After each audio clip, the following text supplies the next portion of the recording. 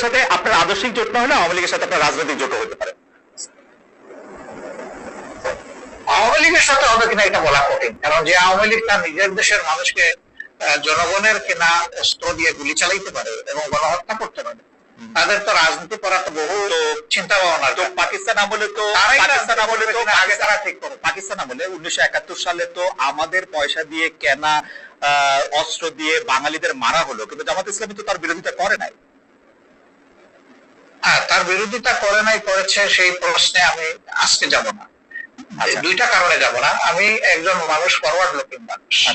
আমি ওই যে পিছনের দিকে মানে বেশি দৌড়াদৌড়ি ছুটাছুটি করাকে একটা জাতির জন্য কোনো ইতিবাচক বিষয় মনে করি না। দুই নম্বর হলো, এই ধরনের বিষয়ের যত বেশি চর্চা হবে জাতি তত বেশি বিভক্ত হবে। একটা বিভক্ত জাতি কখনো দুনিয়া সম্মানের আসনে বসতে পারে না। সম্মানের আসনে বসতে হলে, সত্যিকারের উন্নয়ন এবং শান্তি দেশবাসীকে উপহার দিতে হলে কিছু পয়েন্টে অন্তত পক্ষে সবাইকে একমত হতে হবে, দেশের স্বার্থের ব্যাপার যেখানে জড়িত। আমি ওই বিষয়ে যাচ্ছি না। দ্বিতীয়, আমি আরেক কারণে যাব না, যে তখন আমি এনাফ ম্যাচিউর না, বয়সের দিক থেকে আমি বুঝ না, রাজনীতিকে অ্যানালাইসিস করার শক্তি আমার ছিল না। আমি এই আঙ্গিনার কেউ ছিলাম।